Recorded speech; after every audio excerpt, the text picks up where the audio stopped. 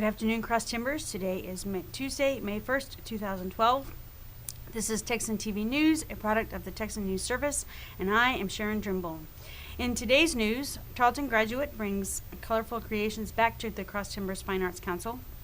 Fewer Texas children in disciplinary schools. Professor Jared Jackson speaks about the upcoming FFA and 4-H judging contests. Preparing for tornadoes. Tarleton students express their concerns about finals, forced abortions in China, and along with sports and weather. The colorful creations of Lily Lovell, a 2010 Tarleton graduate, will be on display at the Cross Timbers Fine Arts Council River North Gallery throughout the month of May.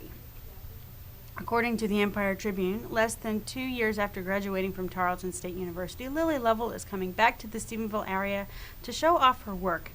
Lovell, who was raised in Granbury, earned an art degree from the university and has since continued to pursue her artistic aspirations. This month, a mixed media exhibit featuring Lovell's works will be on display at the Cross Timbers Fine Arts Council's River North Gallery. "I love color, and it is evident in my work," she says. Lovell told the Empire Tribune that blue is her favorite color, and that is apparent throughout her work, though beaches and seascapes she particularly enjoys. Lovell said she lived for some time near South Padre Island, where she fell in love with the serene imagery and calls on the memories as a regular source of inspiration. While Lovell said her creations offer views of some of the things she loves in life, she said that she tries to create works of art that appeal to every audience. She currently works on the Gaylord Texans special events team, creating sets and decorations that are displayed throughout the hotel. "I always knew I wanted to obtain my art degree, but I really had no idea what I would do with it.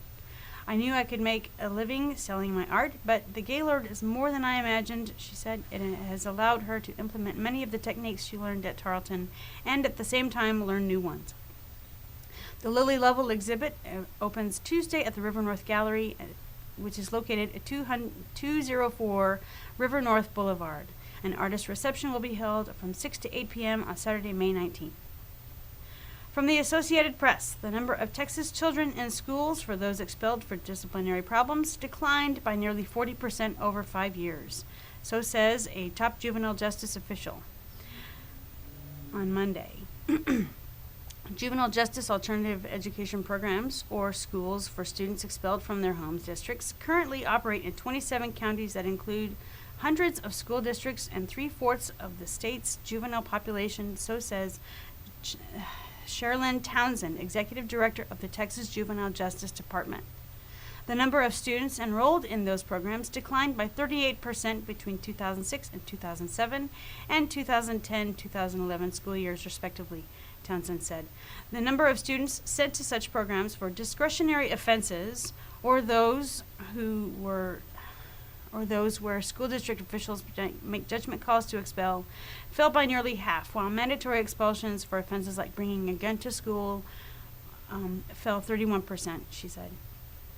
Townsend said she thought the drops reflected a change in philosophy for some districts, which now support students remaining in regular classrooms.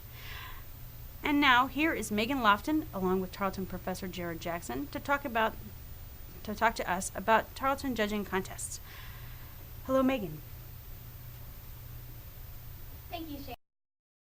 So, Mr. Jackson, what exactly goes on at these workouts?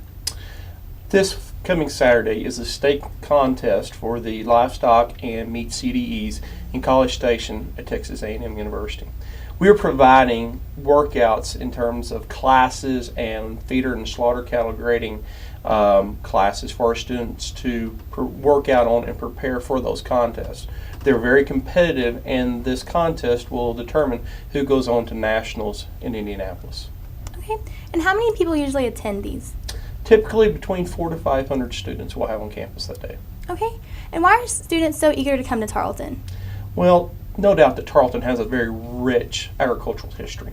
And with that, we also have a very hands-on agricultural program. That's something that's being lost in a lot of our other institutions, but Tarleton has a very rich history in it, and it follows right along with the Dr. DeTavio's Doctrine of the Four E's, as well as our REAL program, to give our students hands-on opportunity. And we're not seeing that as much at our other institutions, but Tarleton keeps that rich history and will always have that as part of our curriculum, and that's why the students want to come to Tarleton. Well, thank you so much for being here today. Thank you. Back to you, Sharon. Thank you, Megan. According to the Associated Press, when deadly twisters chewed through the South and Midwest in 2011, thousands of people were in the killer's paths, and they had nowhere to hide.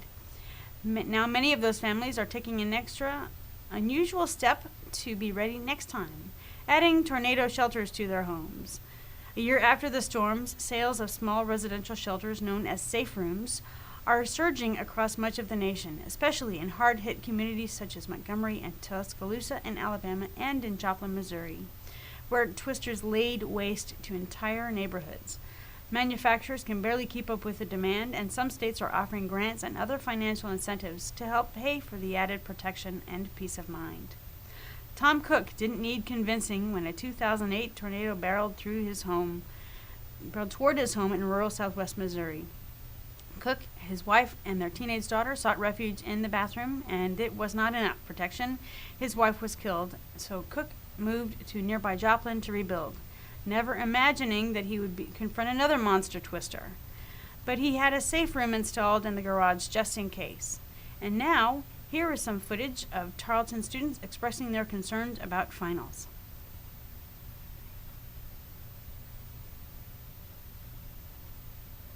All right, I'm here today with Tom O'Melma. Asked him a couple questions. If he's nervous about the semester, his final exam. What do you think, Tom? I'm actually not nervous. I am graduating in, 2 weeks now? So I'm not nervous. I'm just excited to get it over with and finally done with it. I love Tarleton, but I really want to get out of here. I don't blame you. What are your plans for the summer? Plans for the summer, I've actually got a job lined up that I'll start Monday after graduation. So plans are to immediately go start working and making money. Very nice. So you ready for your exams? Do you have a lot of them? Only 3 exams, and 2 out of 3 seem like they won't be too bad. Only I'm really going to have to work and study for it, so I think I'll be able to do okay. Oh, appreciate it, sir. Thank you very much. Ralph Hill, Texan TV News. We'll see y'all later. According to the Associated Press, dissident lawyer Chen Guangcheng was being held under house arrest illegally, activists say, and his only offense in escaping may have been to embarrass local officials bent on punishing him for exposing forced abortions. Chen is now under the protection of U.S. diplomats, and American and Chinese officials are deliberating his fate in hopes of reaching a resolution ahead of a U.S. Security Secretary of State Hillary Clinton's talks with Chinese leaders later on this week. His supporters say that Beijing could lay blame for Chen's detention on local authorities in the rural Shandong province as a way to save face. Even police in Beijing seem to tactically acknowledge this, with a Chen supporter saying Tuesday that officers have noted in recent days that Chen broke no laws in his surprising escape through the security cordon surrounding his farmhouse in eastern China. Bob Fu of the Texas-based group China Aid, citing a source close to the U.S. and Chinese governments, said they are discussing a deal to secure American asylum for Chen.